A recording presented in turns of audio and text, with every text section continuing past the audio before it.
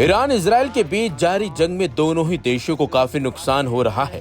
दोनों ही देश जिस तरह से एक दूसरे पर हमले कर रहे हैं, उसकी जद में आम लोग भी आ रहे हैं और उनकी जान भी जा रही है। हैरानी की बात तो यह है कि दोनों ही देश अब जंग से पीछे हटने को तैयार नहीं है। इजरायली हमलों से बौखलाया ईरान इजराइल पर ताबड़तोड़ हमले कर रहा है, जिसकी वजह से इजराइल में भयंकर तबाही मची है।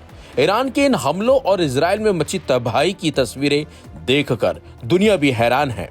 इसी बीच खबर यह है कि ईरान की बैलिस्टिक मिसाइल ने उत्तर शहर के बाजन तेल रिफाइनरी को निशाना बनाया, जिससे इजराइल को काफी नुकसान भी पहुंचा है। हालांकि पहले ये बातें छिपाई जा रही थीं, लेकिन अब इजराइल ने भी खुद मान लिया है कि 15 जून को ईरान की तरफ से किए गए हमले में बाजन ऑयल रिफाइनरी को काफी नुकसान पहुंचा था। इजरायली अधिकारियों ने दावा किया है कि मिसाइल ने रिफाइनरी परिसर में एक रिहायशी इमारत को भी निशाना बनाया, जिसमें 3 लोगों की मौत हो गई। कंपनी ने तेल अवीव स्टॉक एक्सचेंज को एक फाइलिंग में बताया कि ईरानी मिसाइल के हमले के बाद परिसर का बड़ा हिस्सा बंद है। सोशल मीडिया पर वायरल हो रहे एक वीडियो में रिफाइनरी पर अटैक होता दिख भी रहा है। बताया जा रहा है कि सोमवार सुबह तड़के बैलिस्टिक मिसाइल हमले के कारण हुई कई घातक प्रभावों में से एक था। पेटहा टिकवा में 4 और बनी ब्रैक में एक व्यक्ति की भी मौत हुई है। हाइफा के मेयर योना याहव ने पुष्टि की थी कि उत्तरी शहर में 3 लोग मारे गए थे, लेकिन शुरुआत में उन्होंने चैनल 12 न्यूज को केवल इतना बताया कि वे एक ऐसी सुविधा पर काम कर रहे थे जो इस क्षेत्र में हमारे लिए बहुत महत्वपूर्ण है, जिसे बंद करके छोड़ देने पर हमें खुशी होगी। Aim right, achieve big. At KR Mangalam University, we provide you the platform to turn your dreams into reality. At KR Mangalam University. इसके कुछ ही घंटों बाद ये खबर प्रकाशित करने की अनुमति दी गई कि मिसाइल ने तेल रिफाइनरी परिसर को निशाना बनाया है। बचाव दल ने उत्तरी शहर पर हमले के दौरान मलबे में दबे 3 लापता लोगों तक पहुंचने के लिए घंटों प्रयास भी किया था। उस स्थान पर आग भी लग गई, जिससे बचाव अभियान जटिल हो गया था। घनी आबादी वाले हाइफा खाली के ऊपर स्थित एक विशिष्ट कूलिंग टावर वाली इस सुविधा पर सालों से इजराइल के विरोधियों द्वारा हमले किए जाने की धमकी दी जाती रही है, जिसमें ईरानी प्रॉक्सी हिजबुल्लाह भी शामिल है। अतीत में इस पर कभी भी सीधा हमला नहीं हुआ है। अक्टूबर में हिजबुल्लाह ने एक वीडियो जारी किया था, जिसमें दिखाया गया था कि उसका एक ड्रोन रिफाइनरी साइट और क्षेत्र में अन्य संवेदनशील प्रतिष्ठानों के ऊपर उड़ रहा है। स्थानीय लोगों, पर्यावरण कार्यकर्ताओं और अन्य लोगों ने लंबे समय से बाजान सुविधा को बंद करके और कहीं और ले जाने की पैरवी की थी, क्योंकि इससे क्षेत्र में भारी प्रदूषण होता है और अगर इस पर हमला किया जाता है तो विनाशकारी परिणाम हो सकते हैं।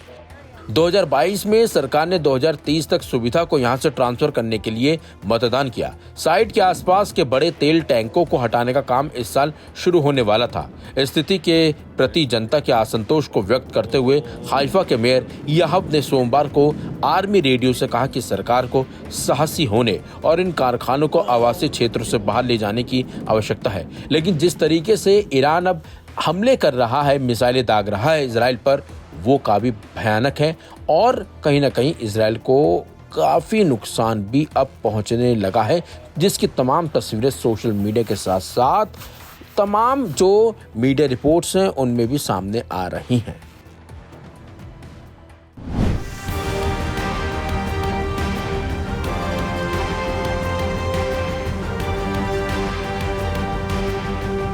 ईरान और इजराइल के बीच जंग शुरू होने के बाद ऐसा लग रहा है कि ईरान परमाणु कार्यक्रम को तेज कर सकता है। ऐसा इसलिए क्योंकि ईरानी सरकार जल्द ही परमाणु अप्रसार संधि यानी एनपीटी से बाहर हो सकती है। बताया जा रहा है कि ईरान एनपीटी से बाहर होने के लिए एक विधेयक लाने वाला है। इस बिल के बाद पश्चिमी देशों और इजराइल की चिंता ईरान के परमाणु कार्यक्रम को लेकर और ज्यादा बढ़ जाएगी और मिडिल ईस्ट में जो वर्चस्व की लड़ाई अभी चल रही है वो इस बिल के आने के बाद और तेज हो जाएगी। माना जा रहा है कि ईरान इसराइल जंग के बाद ईरान अपना परमाणु कार्यक्रम और तेज कर सकता है। ईरान ने कहा कि वे परमाणु हथियार बनाने के खिलाफ हैं। ईरानी सरकार के प्रवक्ता इस्माइल बाघई ने कहा कि हाल के घटनाक्रमों के मद्देनजर हम एक उचित निर्णय लेंगे। सरकार को संसद में विधेयकों को लागू करना है, लेकिन इस तरह का प्रस्ताव अभी तैयार किया जा रहा है और हम बाद के चरणों में संसद के साथ समन्वय करेंगे। हालांकि जानकार मानते हैं कि इस बिल को मूल रूप से इस तरह से प्रस्तुत किया जा सकता है है कि परमाणु कार्यक्रम ईरान की संप्रभुता और उसकी क्षेत्रीय सुरक्षा के लिए अति महत्वपूर्ण है। क्या है परमाणु अप्रसार संधि? न्यूक्लियर नॉन प्रोलिफरेशन ट्रीटी यानी परमाणु अप्रसार संधि एक तरह का अंतर्राष्ट्रीय समझौता है जिसका मकसद परमाणु हथियारों के प्रसार को रोकना, परमाणु निरस्त्रीकरण को बढ़ावा देना और शांतिपूर्ण उद्देश्यों के लिए परमाणु ऊर्जा के उपयोग को प्रोत्साहित करना है।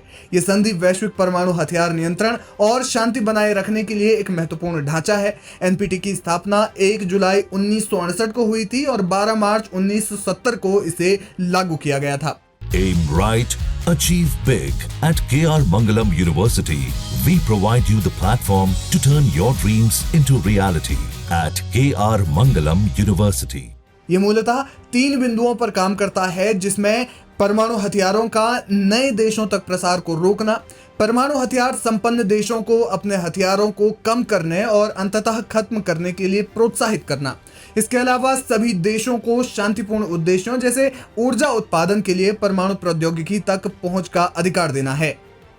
ईरान ने साल 1970 में इस संधि पर दस्तखत किए और तब से अब तक ईरान एनपीटी का सदस्य देश है। ईरान हमेशा से ही दावा करता आया है कि उसका परमाणु कार्यक्रम ऊर्जा उद्देश्यों के लिए है। हालांकि पश्चिमी देशों के लिए ईरान का परमाणु कार्यक्रम हमेशा से ही विवाद का विषय रहा है। IAEA ने कई बार ईरान की गतिविधियों पर सवाल उठाए हैं, विशेष रूप से यूरेनियम संवर्धन को लेकर। हाल ही में IAEA ने कहा था कि ईरान ने 60% यूरेनियम को शुद्ध कर लिया है और उसके पास करीब 8 परमाणु बम बनाने की ताकत है। आपको बता दें कि परमाणु बम बनाने के लिए 90% यूरेनियम की शुद्धता की जरूरत होती है। अब सवाल यह है कि ईरान के एनपीटी से बाहर होने के बाद क्या होगा। एनपीटी से बाहर निकलने पर ईरान को अंतर्राष्ट्रीय परमाणु ऊर्जा एजेंसी यानी IAEA की निगरानी और निरीक्षण से छूट मिल जाएगी। इससे वो अपने यूरेनियम संवर्धन को 90% यानी हथियार ग्रेड तक बढ़ा सकता है और परमाणु हथियार विकसित करने की दिशा में बिना किसी बाधा के काम कर सकता है। परमाणु हथियार ईरान को क्षेत्रीय शक्ति संतुलन में इस्राइल और सऊदी अरब जैसे प्रतिद्वंदियों के खिलाफ एक मजबूत रक्षा कवच प्रदान कर सकता है। इसके बाद मध्य पूर्व में परमाणु हथियारों की दौड़ शुरू हो सकती है। इस समय तक मिडिल ईस्ट में सिर्फ इस्राइल के पास ही परमाणु हथियार हैं, ऐसा माना जाता है, लेकिन ईरान के एनपीटी से बाहर होने के बाद ये माना जाएगा कि उसने अपना परमाणु कार्यक्रम तेज कर दिया है। इसके बाद सऊदी अरब, तुर्की और मिस्र जैसे देश जो ईरान को क्षेत्रीय प्रतिद्वंदी मानते हैं, वो अपने परमाणु कार्यक्रम शुरू कर सकते हैं, क्योंकि वे ईरान के परमाणु हथियारों को अपने लिए खतरा मानेंगे। इससे क्षेत्र में शक्ति का संतुलन बिगड़ सकता है। इसके अलावा ईरान और इस्राइल के बीच करो या मरो जैसे युद्ध की स्थिति भी पैदा हो सकती है, क्योंकि ईरान के परमाणु कार्यक्रम को इस्राइल अपनी संप्रभुता के लिए खतरा मानता है। यही वजह है कि उसने हाल ही में ईरान के परमाणु ठिकानों को निशाना बनाया। बहरहाल देखना यह होगा कि एनपीटी को लेकर ईरानी सरकार ये बिल वास्तव में लाती है, और अगर लाती है तो कब तक लाती है, ये एक अहम सवाल है।